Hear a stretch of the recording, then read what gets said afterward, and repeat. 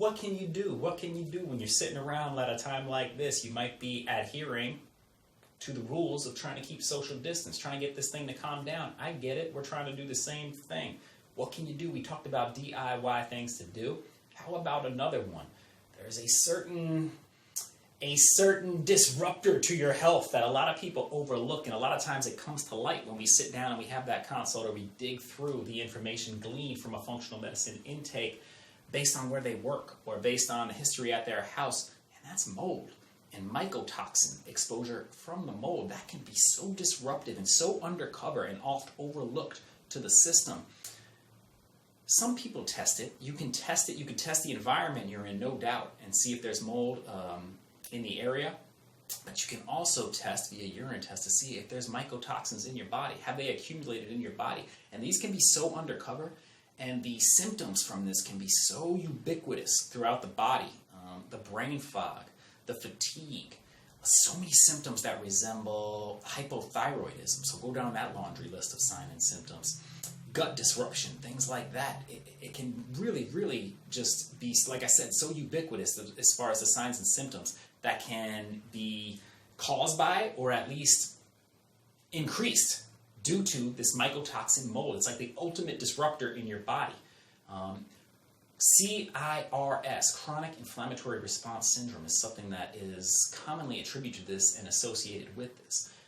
Some patients test for this, but I got to be honest with you. A lot of times when people come in and we talk about this and we get it all out there, and it's like, oh man, my workplace smells like this, or my workplace every time it rains, it's like this, or my house, yeah, we have this in our house, we cleaned it off.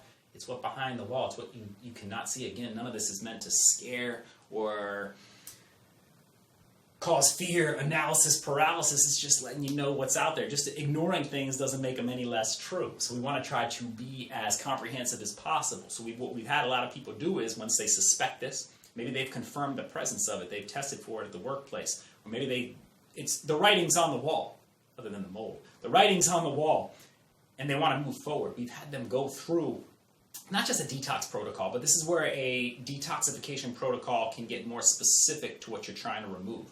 Just like we talked about a heavy metal one, if it's a certain heavy metal like mercury, there's certain things you want to add in order to favor the removal of mercury.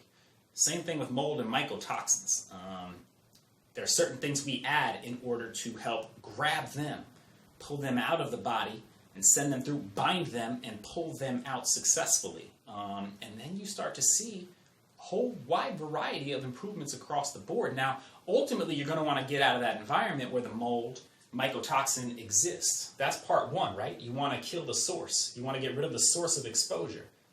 The other thing is you want to get rid of the endogenous within your body accumulation.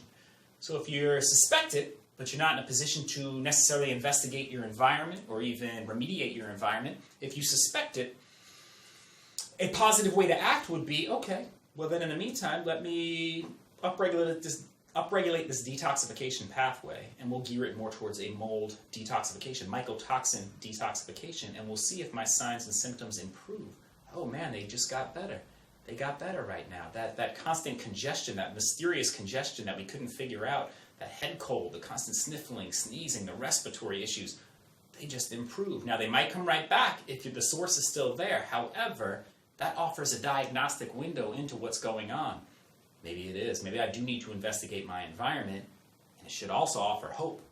Once I investigate my environment, I have the tools with me to now take these things to upregulate my detoxification pathways and get this stuff out of my body. So it's another DI way to start to investigate the possibility of mold mycotoxin presence, but also just to improve your health overall. And it's something you can do on your own anytime.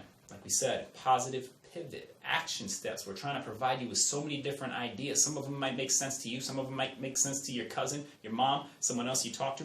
Pass it on, man. Let's keep rolling. Let's keep being positive and move forward. And like I said, emerge from this thing stronger than we were going into it. Good luck. We're here to help.